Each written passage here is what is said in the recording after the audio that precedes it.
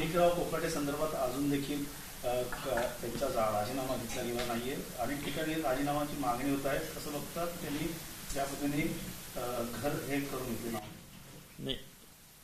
त्यांचे जे कोर्टाचा जो निर्णय आहे त्याच्यात अतिरिक्त मुख्य न्यायालयीन दंडाधिकारी नाशिक आरोपी क्रमांक 1 म्हणजेच माणिक कोकाटे स्वतः राजकारणी आणि वकील असून सुद्धा आणि त्यांना परिणामाची कल्पना असूनही गुन्हा केला आणि कायद्याची अवहेलना केली गेली. गरजू दुर्बल आर्थिक घटकाला दुखवणारं हे कृत्य असून वैयक्तिक लाभापोटी योजनेतील मालमत्ता हडप केली. हे कोर्टाच्या जजमेंटमधलं आहे. Court judgement para number 37 page number 34. हे कोर्ट म्हणताय, आम्ही नाही म्हणत आहे. मंत्री असल्याने त्यांची प्रतिष्ठा खराब होऊ शकते, पण बेकायदेशीर कृत्य केली तर कायदा त्यांना माफ करू शकत नाही. कोणीही झालं तरी फसवणुकीचा गुन्हा माफ करणं योग्य नाही हा संदेश देणं आवश्यक आहे. कोण म्हणतं? Court judgement para 38 on page 34-35. आता आम्ही काय बोलायचं याच्यावर? आता सत्यपत्र समोर आलं नाही त्यामुळे आपण कसं बोलणार असं सत्ताधारी म्हणलं. आता हे आमच्याकडे सत्यपत्र त्यांना नाही मिळत ना, त्यांच्याकडे उशिरा जातं ना सगळंच. आमच्याकडे लवकर येतं, पण आमच्याकडे येऊन काही फायदा पण नाही. आता कोर्टच म्हणतं ना की तुम्ही फसवणूक करता, कसं माफ करायचं तुम्हाला? माफ करायचं असेल तर करा, काय त्याच्यात मेजॉरिटी आहे ना आपल्याकडे, माफ करावं. आमचं काय म्हणणं नाही त्याचं. विधानसभा अध्यक्षांनी असं म्हटलं की आम्ही कदाचित कारवाई करू, पण कोर्टाचा निकाल आमच्या हाती येऊ. कोर्टाचा निकाल आमच्या हातात येतात, यांच्या हातात येत नाही, जर आश्चर्य. महत्वाचं दुसरं अजून एक, नरेंद्र मोदी आणि शरद पवार हे एकमेकांच्या बाजूला काल बसले होते आणि नरेंद्र मोदींनी त्यांच्यासाठी खुर्ची दिली, पाणी दिलं. तेच म्हणजे खूप चांगल्या प्रकारे लोकांचा व्यवहार दिसून आला. तेच काही दिवसांपूर्वी ज्यावेळी शरद पवार आणि एकनाथ शिंदे एकत्र होते त्यावेळी संजय राऊतांनी आणि वगैरे खूप टीका केली. तर या दोन्ही घटनांकडे तुम्ही कसं बघता? देखा, मी पहिल्यापासून सांगतो, शरद पवार हे व्यक्तिमत्वच वेगळं आहे. वैयक्तिक सूड, द्वेष, कटुता हे त्यांच्या हृदयातच नाही आहे. जिथे वार करायचं तेव्हा ते वार करणं सोडत नाहीत, पण दरवेळेस ते वारही करत नाहीत. आणि संबंध जोपासणं हे मानवी मूल्य जपण्यासारखं आहे ना. त्यांच्या आणि मोदींचे आहेत संबंध, पण जेव्हा राजकीय बोलायचं असतं ते मोदींना कधीच सोडत नाहीत. हा देश एकाधिकारशाहीकडे चालला आहे हे बोलणारे शरद पवारच. मोदींवरती म्हणजे कठोर शब्द वापरून कायद्याच्या कक्षेत राहून पवार साहेब कायम टीका करतात, पण दोघांची मैत्री आहे. तर सुरेश धसांना मुंडे समर्थकांनी काळे झेंडे दाखवलेले आहेत. धनंजय मुंडेचा राजीनामा द्यावा अशी मागणी धसही करत आहेत. मग सरकार तुमचं असताना राजीनामा का होत नाही असं देखील एक सवाल उचलला गेला. आज काळे झेंडे दाखवले. आपलं काय त्यांना काळे झेंडे दाखवतील का पांढरे झेंडे दाखवतात? मला मी काय बोलायचं त्याच्यावर? तर नितीश राणे म्हणतात महाविकास आघाडीच्या गावांना निधी नाही, बसा बोंबलत. उभाटा महाविकास आघाडीच्या गावाचा टार्गेट केला गेला आहे. गाडीत बसून पट्टे धरून घ्या, विषय संपवा असं देखील नितीश राणे म्हणतात. खरं तर ह्याची सगळ्याची उत्तरं म्हणजे लोकशाहीमध्ये विरोधी पक्षांना नेस्तानाबूत करून टाकायचं, त्यांचं पार चिरडून टाकायचं हे लोकशाहीला न शोभणार आहे. पण इतक्या उघडपणाने बोलतायत ते, आणि त्यांना बोलणारं आणि विचारणारं पण कोणी नाही आहे. बेकायदेशीर कारवाई सुरू झालेली आहे दिव्यामध्ये आणि घराच्या खाली, इमारतीच्या खाली जवळपास फक्त दिवाच नाही तर माझीवड्यामध्ये देखील अनेक आदिवासी पाड्यांवर जे बेकायदेशीर बांधकाम आहे, 340 बांधकाम आहेत.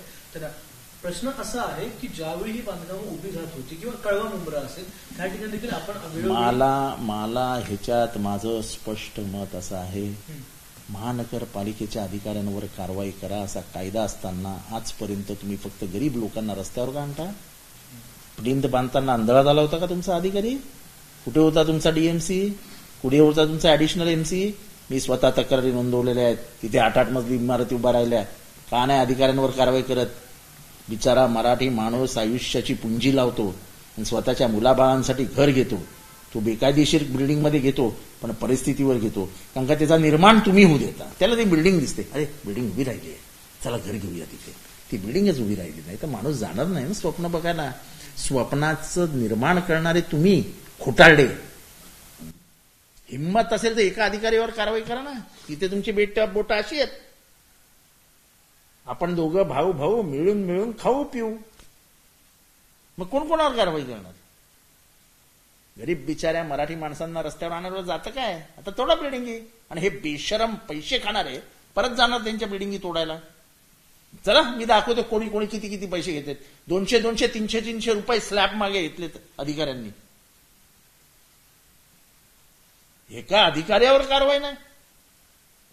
अजूनही बिनधास्त इलिगल बांधकामं चालू आहेत. घाबरतच नाही अधिकारी, घाबरतच नाहीत. कारण का पैसा बोलता है. पैसा खुदा तो नहीं लेकिन खुदा से कम भी नहीं. हे ठाणे महानगरपालिकेत कित्येक वर्ष बघायला मिळतंय. याच्या मागे आहे कोण? का नाही एकाही अधिकाऱ्यावर आजपर्यंत कारवाई झाली? काय गरीबाच्या बिल्डिंगी पाडता? कोर्टाचे आदेश आल्याच्या नंतर नोटीस. अरे पण पहिला प्रश्न मी विचारतो, हा निर्माण कसा झाला? मला कोर्टाला विचारायचं आहे की जबाबदार कोण याला? जर महाराष्ट्र शासनाने कायदा पारित केला आहे की अधिकाऱ्यांवरती कारवाई करा जर त्यांच्याकडे इलिगल बिल्डिंग झालेलं असेल, पोलीस अधिकाऱ्यांवर कारवाई झाल्या. एवढ्या बिल्डिंगी झाल्या, कोणावर कारवाई झाली? कुणावर कारवाई झाली? चुकीचं आहे. गरीब माणसाला उद्ध्वस्त केलं.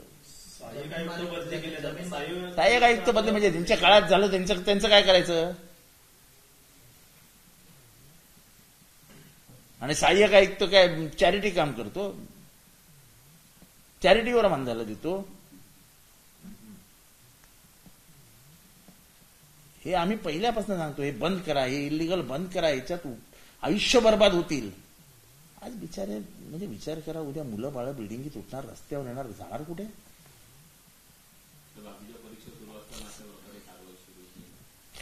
नाही, आपण मोठ्या आम्ही बातम्या वाचल्या की आयुक्तांनी तंबी दिली आहे, हे दिली, ते दिले. त्याच्याने काय फरक पडतो? ज्यांचं नुकसान होणार आहे त्यांचं कोण भरून देणार? शासन देणार.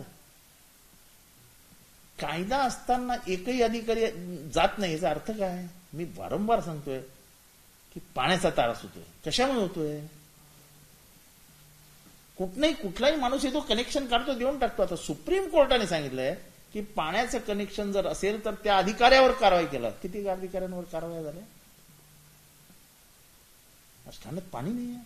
8-8 दिवस काही काही एरियाजमध्ये पाणी येत नाही. लाजही वाटत नाही आपल्याला की ठाण्यासारख्या एरियामध्ये, महानगरपालिकेच्या क्षेत्रामध्ये 8-8 दिवस पाणी नाही. आता ते इलिगल बिल्डिंगवाले संडासाच्या टाक्या पण बांधणं सोडून दिले आहेत. पार्किंग नाही, संडासाच्या टाक्या नाही, पाणी नाही, फक्त वरती एक छत आहे. आणि महानगरपालिकेच्या असे तोंडावरती बांधतात. 8-8 मजली, 9-9 मजली. जागा मालक असेल किंवा बिल्डर असेल यांच्यामध्ये करार होतो, मात्र 10 वर्षानंतर जागा मालक पुन्हा कोर्टामध्ये जाऊन त्या निष्कासित करण्याचे आदेश कोर्टाकडे घेऊन येतो. या सगळ्यांसंदर्भात पण ह्याचा नेक्सस तुम्हाला बंद करायचं असेल तर तुम्हाला कठोरतेने उतरावं लागेल ना. ह्याच्यापुढे शपथ घ्या ना की एकही प्लिंथ होऊ देणार नाही. आजही कळव्यामध्ये प्लिंथचं काम चालू आहे. आजही, आत्ता या क्षणाला मी एवढं जाहीर महाराष्ट्रासमोर सांगतो, आजही कळव्यामध्ये प्लिंथचं काम चालू आहे.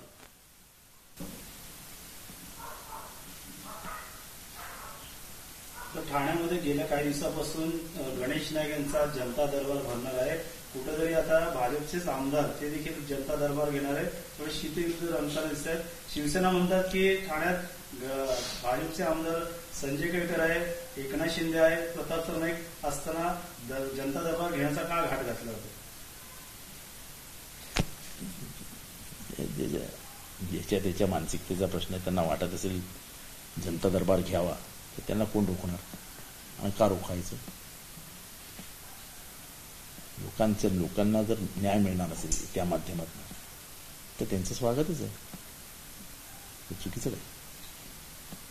उगाच कारण नसताना आम्ही कशाला विरोध करू त्यांच्या जनता दरबाराला? कर्नाटक आणि महाराष्ट्राचा जो काही वाद आहे तो पुन्हा एकदा उकळून येताना पाहायला मिळतोय.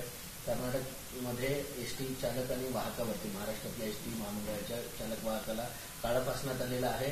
लोकांना वेटीस धरण्याचं काम कर्नाटकमध्ये लोकांना पाहायला मिळतं. खरं तर मराठी माणसाने ताकदीने बेळगाव प्रश्नाच्या मागे उभं राहायला पाहिजे. बेळगावमधनं संयुक्त महाराष्ट्राची चळवळ सुरू झाली. बेळगाव, निपाणी, कारवार ह्याच्यासह डांग ह्याच्यासह संयुक्त महाराष्ट्र झाला पाहिजे अशी गोष्ट आली. मुंबई सोडून काहीच मिळालं नाही. बाकी सगळे जे आहेत त्या प्रदेशामध्ये. पण जिथे मराठी माणसं 80% 90% होती ती आता 15 आणि 10%वर यायला लागली. भाषेवरती जुलूम जबरदस्ती केली जाते, पाठ्यपुस्तकांवरती जुलूम जबरदस्ती केली जाते, पाट्यांवरती जुलूम जबरदस्ती करते. आपली मराठी माणसं मारली जात असताना, त्यांचे हाल होत असताना आपण मराठी माणसांनी काही न बोलणं हे बरोबर नाही. आणि मला कौतुक बेळगाववासियांचे एवढं याच्यासाठी वाटतं की मार खाऊन अत्यंत कठीण प्रसंगांना सामोरे जाऊन सुद्धा बेळगावकरांनी कधी महाराष्ट्राची साथ सोडली नाही. ते मनाने आजही, शरीराने भलेही ते कर्नाटकात असतील पण मनाने आजही बेळगावची मराठी माणसं ही महाराष्ट्रातच आहेत. आणि आम्ही म्हणजे पवारसाहेब तर पहिल्यापासून त्यांच्या बरोबरच आहेत. आणि आम्ही सगळे भले आम्ही काही करू शकत नसलो तरी आम्ही बेळगावच्या मराठी माणसाबरोबर आहोत की त्याच्यावर अन्याय होतो त्याला न्याय मिळाला पाहिजे. एबीपी माझा, उघडा डोळे बघा नीट.